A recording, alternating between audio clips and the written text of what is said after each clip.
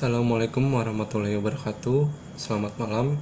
Kami dari kelompok 10 ingin mempresentasikan cerita rakyat yang berasal dari Kalimantan Selatan yang berjudul Hikayat Ikan Saijan dan Ikan Todak, yang bercerita tentang seorang datu yang sangat sakti mandraguna.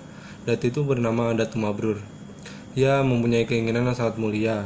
Ia ingin sebuah pulau untuk tempat tinggal anak cucu dan keturunannya kelak. Namun suatu ketika ia bertapa, seekor ikan yang sangat besar menyerang. Tapi Datu Mabrur tetap diam dan menepis serangan itu. Tapi ikan tersebut tetap berulang kali menyerangnya. Pada serangan terakhir, ikan itu jatuh terpelanting persis saat Datu Mabrur membuka mata. Datu Mabrur kemudian bertanya kepada ikan, mengapa ikan itu mengganggunya. Lalu ikan todak itu pun menjawab bahwasanya sama di Datu Mabrur telah membuat lautan bergelora. Semua penghuni laut terusik membuat mereka memutuskan untuk menyerang Datu Mabrur. Hingga suatu saat Raja Ikan Todak jatuh terpelanting. Ia terjepit di sela karang yang tajam. Lalu Ratu Ikan Todak pun meminta tolong kepada Datu untuk mengobatinya. Dengan imbalan dia akan mengabdi dan mengabulkan keinginan Datu.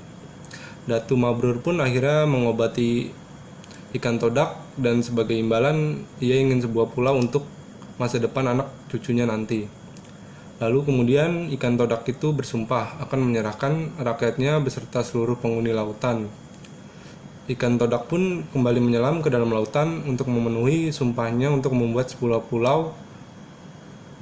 Daratan itu naik dan terus naik. Datu Mabrur tercengang menyaksikan peristiwa itu bersamaan dengan terbitnya matahari. Daratan itu kemudian timbul sepenuhnya berupa sebuah pulau lengkap dengan ngarai, lembah, gunung, dan tanah yang subur. Datu Mabrur senang dan gembira, impiannya telah menjadi kenyataan. Pulau itu kemudian disebut menjadi Pulau Laut sebab pulau itu timbul dari dasar laut. Sekian untuk sinopsis dari cerita rakyat hikayat Ikan Saijan dan Ikan Todak.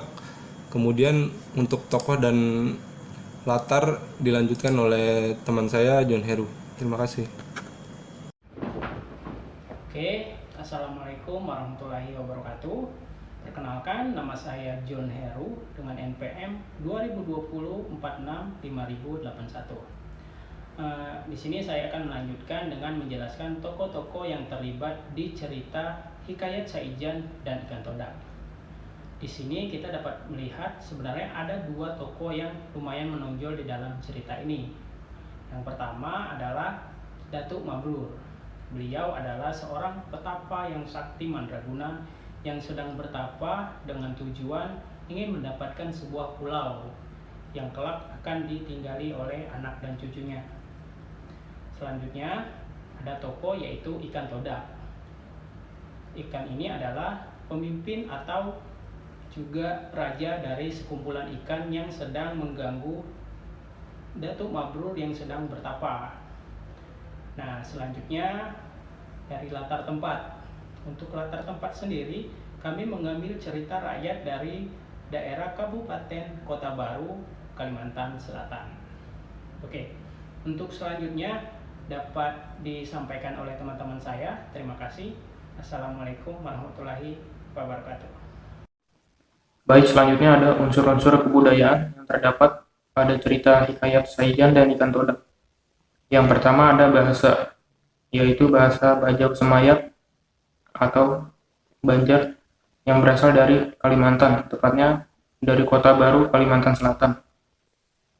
Lalu kemudian ada religi atau kepercayaan, di mana di dalam cerita ini terdapat kepercayaan teisme, yaitu kepercayaan kepada Tuhan, dan juga kepercayaan dinamisme, yaitu kepercayaan terhadap benda-benda atau hewan-hewan yang dipercaya memiliki kekuatan gaib. Seperti dalam cerita ini, Datu Mabrur meminta kepada Tuhan agar diberikan pulau untuk anak dan cucunya kelak. Dan juga hewan-hewan dapat berbicara dengan Datu Mabrur dan juga dipercaya dapat memunculkan sebuah pulau. Selanjutnya ada organisasi sosial, yaitu kekerabatan, di mana di dalam cerita ini diketahui Datu Mabrur memiliki hubungan kekerabatan dengan anak dan cucunya. Lalu ada yang terakhir, pengetahuan, yaitu pengetahuan meliputi kondisi alam di sekitar, seperti samudera yang luas, batu karang, lembah, dan hewan seperti ikan-ikan. Juga pengetahuan meliputi penggunaan zat atau bahan mentah, seperti di dalam cerita ini, Datu Mabrur menggunakan air hujan dan embun untuk bertahan hidup. Baik, terima kasih. Selanjutnya akan ada penjelasan mengenai nilai moral dan hikmah cerita yang akan dijelaskan oleh rekan yang lain. Assalamualaikum warahmatullahi wabarakatuh. Saya Dewi Heronisa. Di sini saya akan melanjutkan pembahasan dari Hikayat Saijan dan Ikan Todak, yaitu tentang nilai moral dan hikmahnya. Yang pertama, semua makhluk hidup yang ada di dunia tidak bisa melakukan apapun sendiri dan selalu membutuhkan bantuan orang lain. Seperti yang tergambar di dalam cerita, di mana Datu Mabrur meminta bantuan kepada Ikan Todak untuk dibuatkan sebuah pulau. Yang kedua, dalam berusaha, seseorang harus banyak bersabar dan tidak pantang menyerah. Seperti yang dilakukan Datu Mabrur, tidak pernah berhenti bertapa walau kepanasan di siang hari, kedinginan pada malam hari, serta diterjang hujan dan badai. Dan terakhir yang ketiga, jika telah berjanji harus ditepati, seperti yang dilakukan Ikan Todak untuk menepati janjinya kepada Datu Mabrur untuk membuatkannya pulau, karena telah menyembuhkan kawanan ikannya. Serta pula Datu Mabrur menepati janjinya untuk menyembuhkan para ikan todak. Lalu hikmah cerita yang dapat diambil adalah, jika kita mempunyai suatu keinginan, maka kita harus menunjukkan kesungguhan hati dalam mewujudkannya, demi tercapainya keinginan tersebut. Baik, itu saja yang akan saya sampaikan. Untuk pembahasan selanjutnya akan disampaikan oleh teman saya. Terima kasih. Assalamualaikum warahmatullahi wabarakatuh. Perkenalkan, nama saya Radika Zulham dengan NPM 202046500152.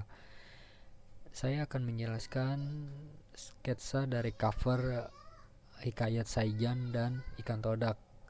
Sketsa tersebut saya buat dengan menggunakan pensil.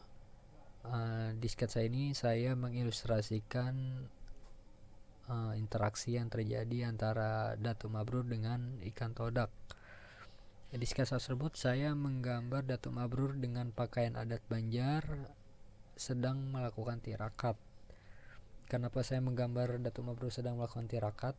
Karena di dalam cerita, tirakat adalah faktor utama penyebab terjadinya interaksi antara Datu Mabrur dengan Ikan Todak. Selain itu, di pangkuannya terdapat sebuah tongkat yang digunakan untuk menyembuhkan Raja Ikan Todak dan juga pengikutnya. Kemudian saya menggambar Raja Ikan Todak dan Ikan Todak yang berada di air dengan menggunakan referensi foto dari monumen Ikan Todak yang berada di sebuah kabupaten berjuluk Bumi Saijan, yaitu Kota Baru yang berada di Kalimantan Selatan. Monumen ini terbuat dari perunggu dengan berat 2,5 ton, dan monumen ini merupakan simbol dari kabupaten tersebut. Selanjutnya, untuk proses pewarnaan dan penjelasan makna desain covernya akan dijelaskan oleh teman saya selanjutnya. Saya kira dari saya cukup. Wassalamualaikum warahmatullahi wabarakatuh. Saya Rumprah Fitri, NPM 202046579004. Melanjutkan pada bagian makna desain. Makna desain dari cover ini sebenarnya langsung menggambarkan apa yang terjadi pada cerita rakyat ini, sehingga menjadi gambaran dan mewakili dari cerita rakyat Hikayat Saijan dan Ikan Todak, dan bisa dilihat dari gambar Datu Mabrur yang sedang duduk di atas pulau kecil tempat ia bertapa, serta terdapat Ikan Todak dan latar tempatnya di lautan yang luas, sehingga para pembaca sudah dapat menebak di mana latar tempat dan siapa saja yang akan muncul di cerita ini. Terima kasih.